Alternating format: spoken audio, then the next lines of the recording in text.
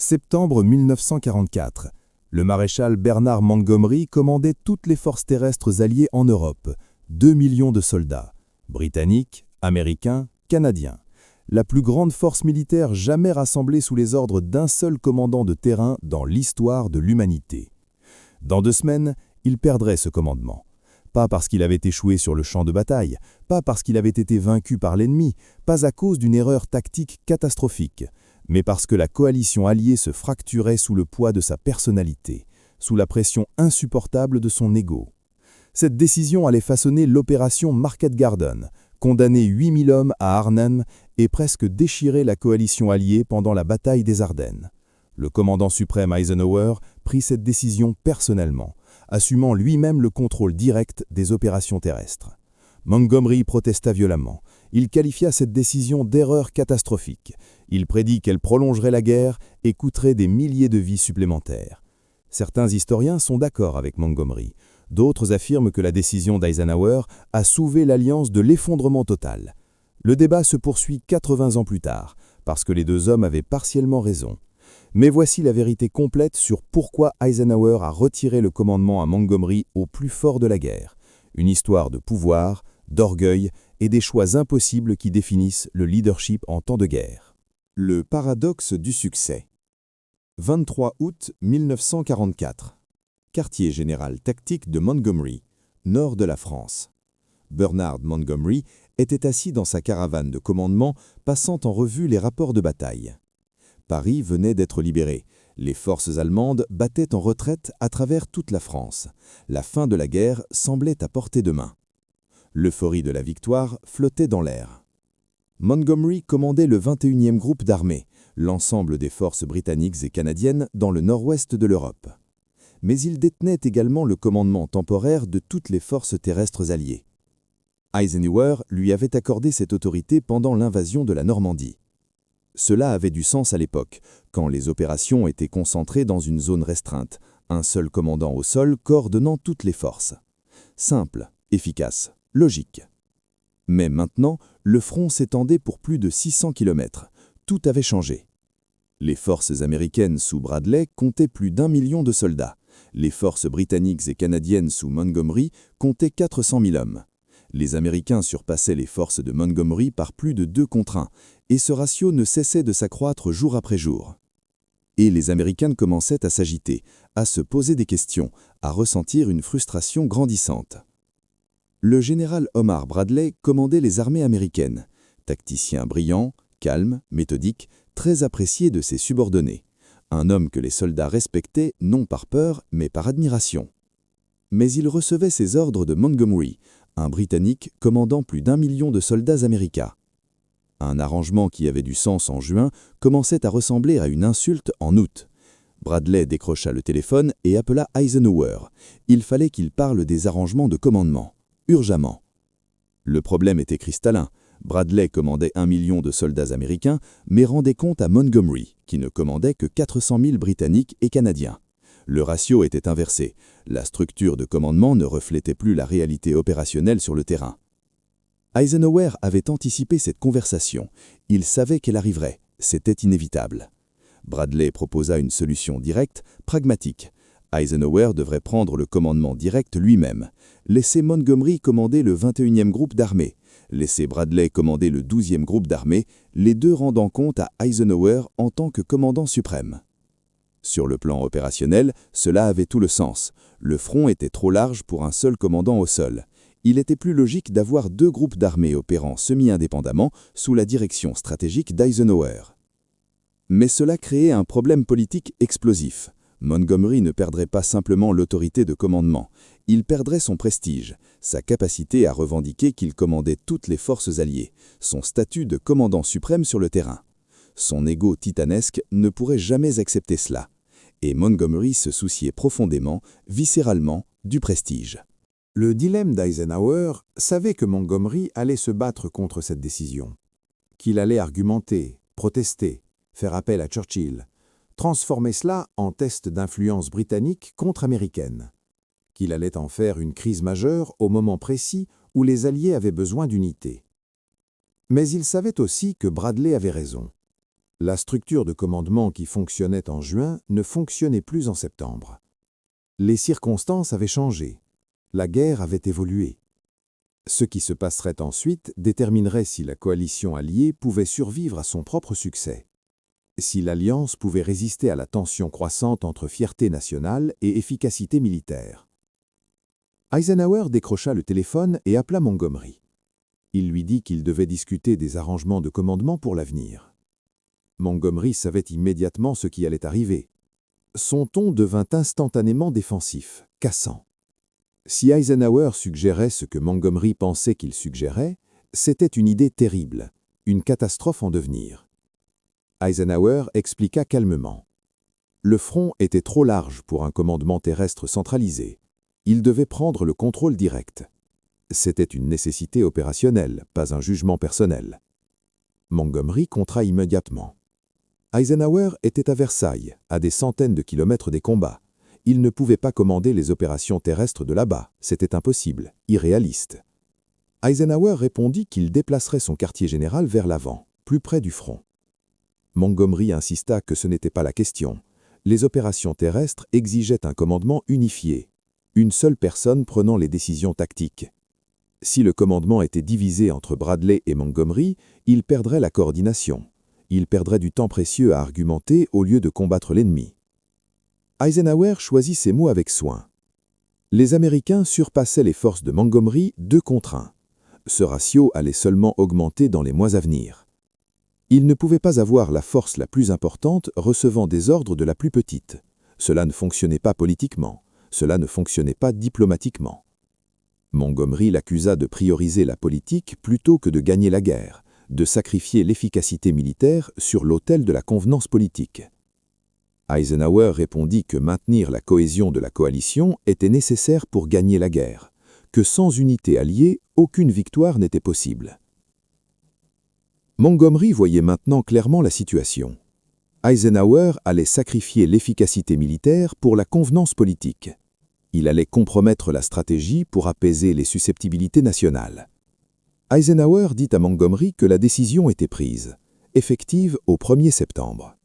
Eisenhower prendrait le commandement direct des forces terrestres, Montgomery commanderait le 21e groupe d'armée, Bradley commanderait le 12e groupe d'armée, les deux rendraient compte à Eisenhower.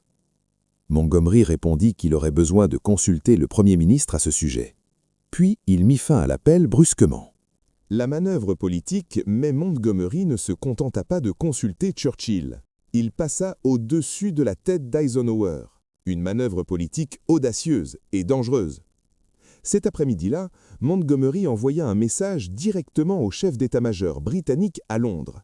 Il contournait complètement la chaîne de commandement. Il présentait la décision d'Eisenhower comme une menace à l'influence militaire britannique. Il argumentait que la domination américaine dans le commandement conduirait à la domination américaine dans l'Europe d'après-guerre. C'était exactement ce qu'Eisenhower avait craint. Montgomery transformant une décision militaire en crise politique internationale. Les chefs d'état-major britanniques transmirent le message de Montgomery à Churchill. En fin de journée, Churchill était au téléphone avec Eisenhower. Le ton du Premier ministre était diplomatique, mais ferme. Il comprenait le raisonnement d'Eisenhower, mais il devait comprendre les implications plus larges.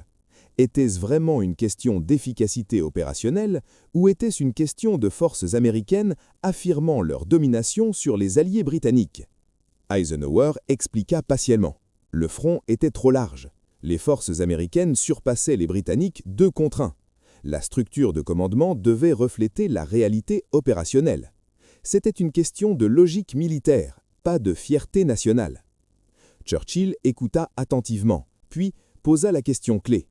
Est-ce que Montgomery croyait qu'Eisenhower prenait cette décision pour des raisons politiques ou parce que la situation opérationnelle avait changé?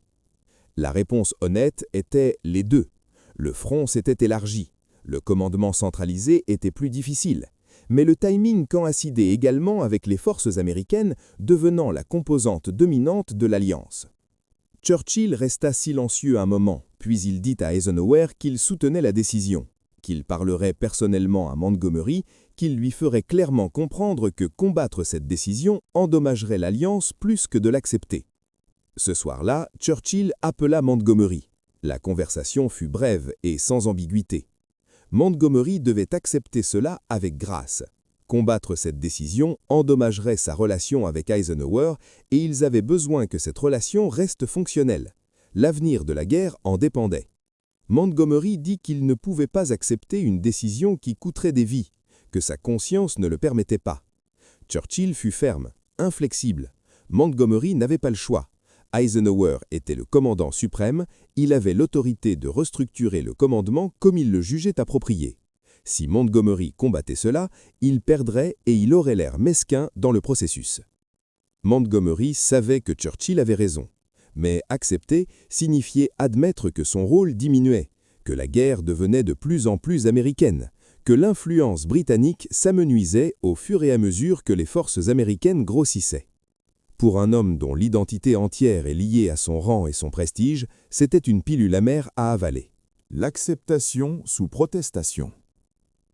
Montgomery n'était pas simplement confiant dans ses jugements, il ne désapprouvait pas simplement les alternatives, il rejetait l'idée même que des alternatives devraient exister. Il envoya à Eisenhower un message, formel, professionnel, acceptant la nouvelle structure de commandement tout en rendant clair son désaccord. Chaque mot, soigneusement choisi pour préserver sa dignité tout en exprimant sa dissidence. Eisenhower le lut, le reconnaissant pour ce qu'il était. Montgomery acceptant sous protestation, s'assurant que tout le monde savait qu'il pensait que c'était une erreur, que l'histoire jugerait Eisenhower sévèrement. Le changement de commandement prit effet le 1er septembre 1944. Eisenhower prit le contrôle direct des opérations terrestres, Montgomery conserva le commandement du 21e groupe d'armée, Bradley commanda le 12e groupe d'armée. En 72 heures, Montgomery prouva pourquoi Eisenhower avait eu raison de lui retirer son autorité. Opération Market Garden, la validation. Le 4 septembre 1944, 3 jours seulement après le changement de commandement, Montgomery envoya à Eisenhower une proposition, l'opération Market Garden. Larguer 3 divisions aéroportées derrière les lignes allemandes en Hollande, capturer des ponts à travers plusieurs rivières, créer un corridor vers le cœur industriel de l'Allemagne. Si cela fonctionnait, argumenta Montgomery, la guerre pourrait se terminer avant Noël. Le plan était ambitieux, risqué. Il exigeait que tout se passe parfaitement. Mais Montgomery le présentait comme la stratégie gagnante de la guerre, le coup audacieux qui justifierait son approche de la guerre, la vindication de sa vision stratégique. Sous l'ancienne structure de commandement, Montgomery aurait simplement ordonné cette opération. Il aurait alloué les ressources comme il le jugeait approprié. Bradley aurait dû l'accepter, qu'il soit d'accord ou non. Sous la nouvelle structure, Eisenhower devait approuver, devait équilibrer la stratégie nordique de Montgomery contre les opérations de Bradley, dans le sud, devait considérer l'ensemble de l'image stratégique. Bradley s'opposa au plan de Montgomery. Il l'appela « mettre tous nos œufs dans le même panier ».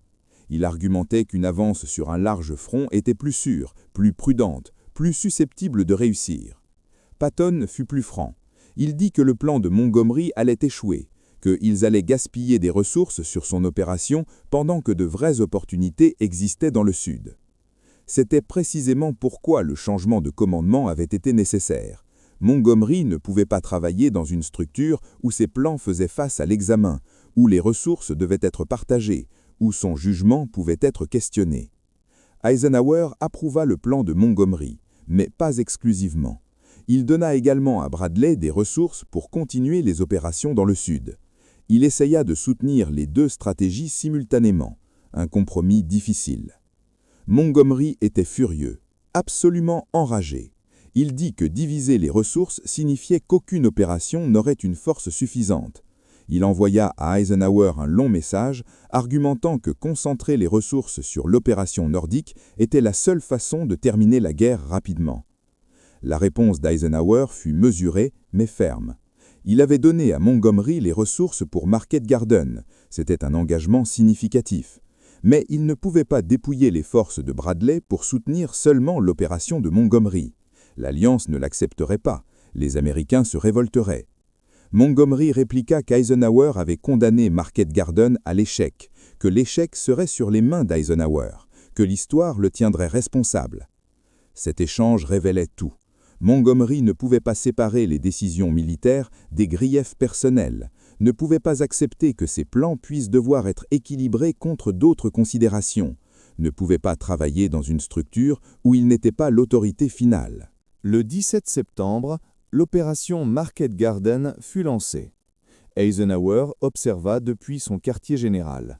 Il espérait que Montgomery avait raison. Il espérait que le plan audacieux fonctionnerait, que la guerre se terminerait rapidement, que les sacrifices seraient justifiés. Le 20 septembre, il était clair que cela ne fonctionnerait pas. La première division aéroportée britannique à Arnhem était encerclée. Le 30 corps n'avançait pas assez rapidement. La résistance allemande était plus forte que prévu. Les plans soigneusement élaborés se désintégraient face à la réalité du champ de bataille. Eisenhower appela Montgomery, lui demandant s'il voulait modifier le plan. La situation à Arnhem semblait mauvaise, très mauvaise. Montgomery refusa catégoriquement. Il dit que le plan fonctionnerait, qu'ils avaient juste besoin de maintenir la pression, de persister, de ne pas perdre leur sang-froid. Eisenhower souligna que les pertes augmentaient, que chaque heure qui passait coûtait des vies. Montgomery dit que les pertes faisaient partie de la guerre, que se retirer maintenant signifierait qu'ils avaient gaspillé ces pertes pour rien, que l'échec serait pire que le coup. C'était le défaut fatal de Montgomery. Une fois engagé dans un plan, il ne pouvait pas s'adapter, ne pouvait pas admettre quand les circonstances changeaient, ne pouvait pas accepter que la persistance devient parfois de l'obstination. Sous l'ancienne structure de commandement, Montgomery commanderait toutes les ressources, aurait tout engagé dans Market Garden, aurait été encore moins disposé à modifier le plan parce que son autorité n'aurait pas été questionnée. Sous la nouvelle structure, Montgomery ne commandait que ses propres forces. Son obstination n'affectait que le 21e groupe d'armée. Les forces de Bradley continuaient les opérations ailleurs. L'effort de guerre plus large continuait même pendant que Market Garden échouait. Le 25 septembre, Market Garden avait complètement échoué. 8000 pertes alliées. Le pont à Arnhem jamais capturé. Le corridor vers l'Allemagne jamais ouvert. Des milliers de parachutistes britanniques morts, capturés ou portés disparus. Montgomery envoya un message à Eisenhower. Il blâma les ressources insuffisantes, dit que si Eisenhower lui avait donné tout ce qu'il avait demandé, l'opération aurait réussi, que l'échec était le résultat direct du compromis d'Eisenhower. Eisenhower reconnut cela comme Montgomery étant Montgomery, incapable d'accepter la responsabilité de l'échec, trouvant toujours quelqu'un d'autre à blâmer, incapable d'introspection. Mais ce message justifiait également le changement de commandement, démontrait que Montgomery ne pouvait pas être fiable avec le commandement terrestre suprême, ne pouvait pas travailler de manière coopérative, ne pouvait pas accepter que ses plans puissent avoir des limitations. La bataille des Ardennes, presque la rupture. 3 mois plus tard, Montgomery prouva le point à nouveau. Cette fois, d'une manière qui faillit détruire l'Alliance. Décembre 1944. La bataille des Ardennes força Eisenhower à donner temporairement à Montgomery le commandement des forces américaines au nord de la pénétration allemande. Une nécessité opérationnelle pure. Montgomery était géographiquement positionné pour commander ses forces plus efficacement que Bradley. Montgomery vit cela comme une justification, une preuve que le commandement centralisé fonctionnait mieux, qu'il avait eu raison tout du long. Puis, il fit une erreur catastrophique qui faillit détruire tout ce pourquoi il s'était battu. Il tint une conférence de presse. Il revendiqua le crédit pour avoir sauvé les forces américaines. Il impliqua que les commandants américains avaient paniqué pendant que le leadership britannique avait stabilisé la situation. Il se présenta comme le sauveur des forces américaines incompétentes. Les généraux américains étaient furieux, enragés. Ils sentaient que Montgomery avait pris le crédit pour les sacrifices des soldats américains, qu'il avait utilisé la crise pour se promouvoir lui-même, pour rehausser sa propre réputation aux dépens de leurs hommes. Bradley menaça de démissionner. Patton exigea que Montgomery soit licencié. L'alliance faillit se fracturer complètement. La coalition était au bord de l'effondrement. Eisenhower dut médier, dut calmer la colère américaine tout en gardant Montgomery fonctionnel, dut menacer Montgomery en privé d'arrêter de se pavaner, tout en le défendant publiquement pour maintenir la confiance britannique. C'était un numéro d'équilibriste épuisant, impossible. C'était exactement ce qu'Eisenhower avait craint en septembre, que la personnalité de Montgomery créerait des crises que le succès militaire ne pourrait pas surmonter, que le garder dans le commandement terrestre suprême finirait par fracturer l'alliance de manière irréparable. Le changement de commandement en septembre avait empêché une crise antérieure, plus dommageable, avait donné à Eisenhower l'autorité de gérer Montgomery plutôt que d'être forcé d'accepter les décisions de Montgomery. Le verdict de l'histoire. L'analyse d'après-guerre soutient la décision d'Eisenhower. L'historien britannique Max Hastings écrivit en 1984 que la stratégie nordique de Montgomery aurait pu terminer la guerre plus tôt si elle avait fonctionné. Mais elle exigeait une exécution parfaite et des circonstances favorables. L'approche sur large front d'Eisenhower garantissait une victoire éventuelle, même si rien ne fonctionnait parfaitement. Étant donné les contraintes politiques de la guerre de coalition, Eisenhower fit le bon choix. Le général George Marshall examina le changement de commandement après la guerre. Son évaluation fut brève mais dévastatrice. La décision d'Eisenhower de prendre le commandement terrestre direct en septembre 1944 empêcha la coalition alliée de se fracturer. Montgomery était un excellent commandant tactique, mais un partenaire de coalition impossible. Le garder dans le commandement terrestre suprême aurait créé une crise pire que n'importe quel revers militaire. Montgomery n'accepta jamais cette évaluation. Jusqu'à sa mort en 1976, il maintenait que la décision d'Eisenhower avait été mauvaise, que concentrer les ressources sous son commandement aurait terminé la guerre avant Noël 1944, que Eisenhower avait sacrifié l'efficacité militaire pour la convenance politique. Il avait partiellement raison. Une stratégie nordique concentrée aurait pu terminer la guerre plus tôt, mais elle aurait aussi pu échouer de manière catastrophique, aurait pu fracturer la coalition, aurait pu créer des conditions pires que l'approche méthodique qu'Eisenhower choisit. Les choix impossibles du leadership.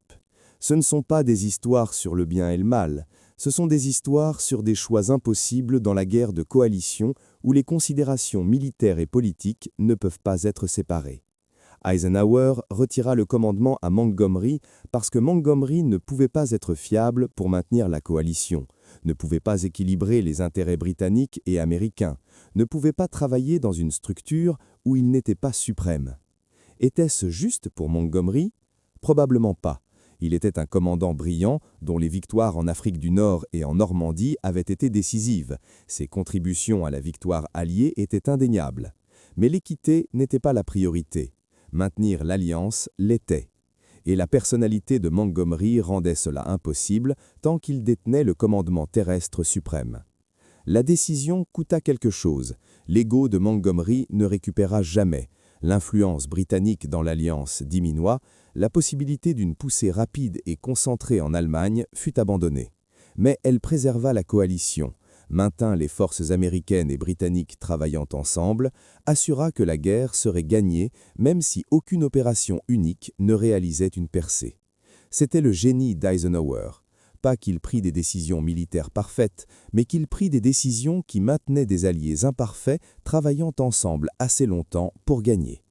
Dans la guerre de coalition, parfois la décision la plus importante n'est pas celle qui promet la victoire la plus rapide, mais celle qui garantit que vos alliés seront encore là pour combattre demain. Et c'est une leçon qui résonne bien au-delà des champs de bataille de 1944.